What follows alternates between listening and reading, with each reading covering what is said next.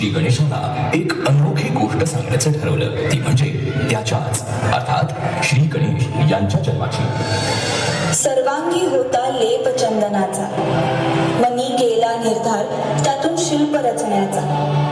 पाहता पाहता एक सुंदर मनमोहक रूप रेखिले, माझ्या दिव्य शक्तीने त्यात मी प्राण सून केले.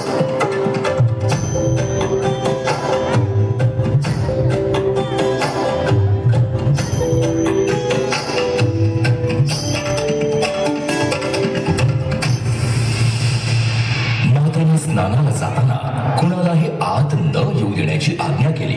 अशा तऱ्हेने गणेश द्वारपाल म्हणून तिथे उभे राहिले आणि येणाऱ्या जाणाऱ्या प्रत्येकाला अडवू लागले.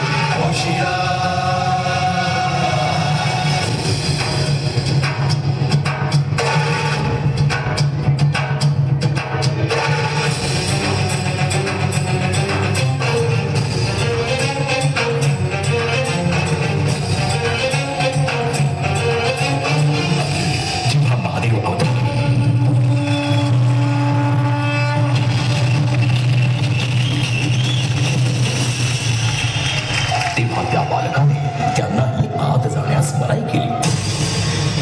महादेवांनी आपली ओळख पटवून घेण्याचा आणि त्याची समजूत काढण्याचा प्रयत्न केला, पण त्याचा काही केल्यावर उपयोग होईना.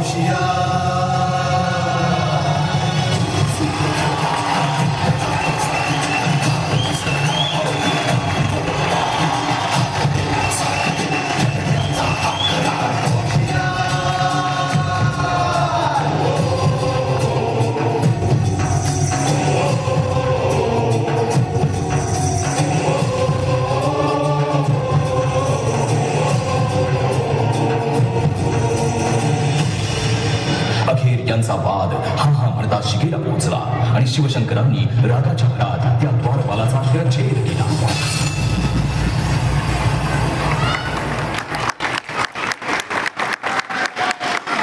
थोड्याच वेळात स्नान करून पार्वती तिथे आली आणि द्वारपालाचा शिरच्छेद पाहून ती संतापली.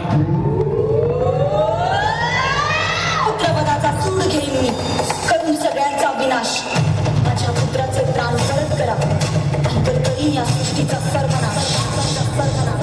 हा हाहाकार पाहून सर्व देव घाबरले. त्यांनी शिवशंकरांना जाऊन विनवले.